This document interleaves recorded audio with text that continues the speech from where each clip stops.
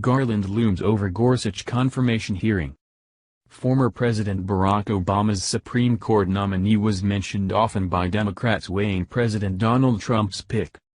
If there were any doubt, Senate Democrats are still angry over Republicans' decisions to torpedo the nomination of Merrick Garland, former President Barack Obama's pick to replace the late Justice Antonin Scalia. The first day of Neil Gorsuch's confirmation hearings Monday left little doubt.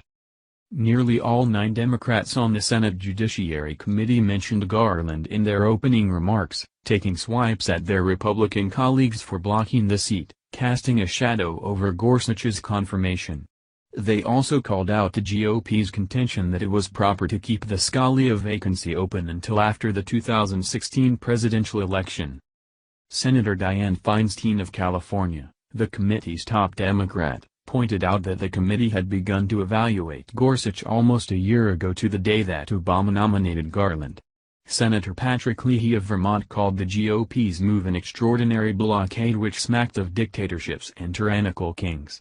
Senator Al Franken of Minnesota said Republicans were guilty of a truly historic dereliction of duty for killing Garland's nomination with a tactic as cynical as it was irresponsible. Even Neil Gorsuch, an influential Democrat who worked for the Obama administration but was vouching for Gorsuch, wouldn't let it go.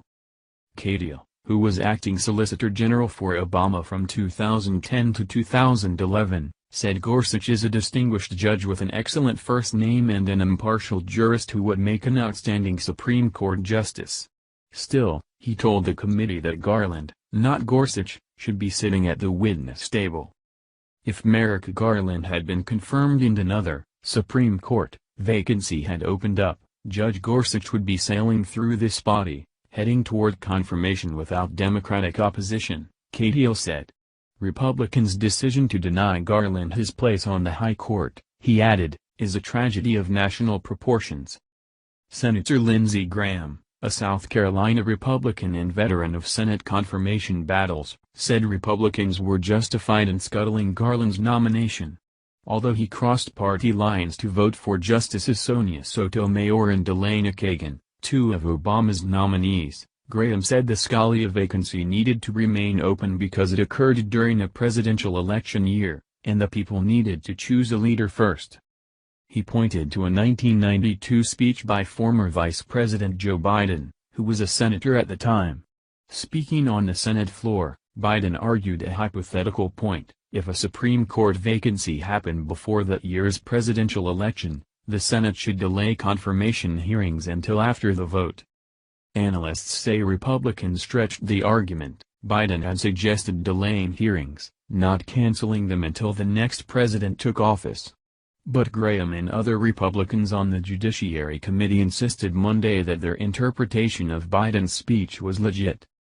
The bottom line is, I have no doubt in my mind Democrats would have done the same were the shoe on the other foot, Graham said. I don't feel like any injustice has been done to anybody here. Bottom line is, when you read the Democrats' words from the past, we're doing basically what they've said. Please subscribe my channel.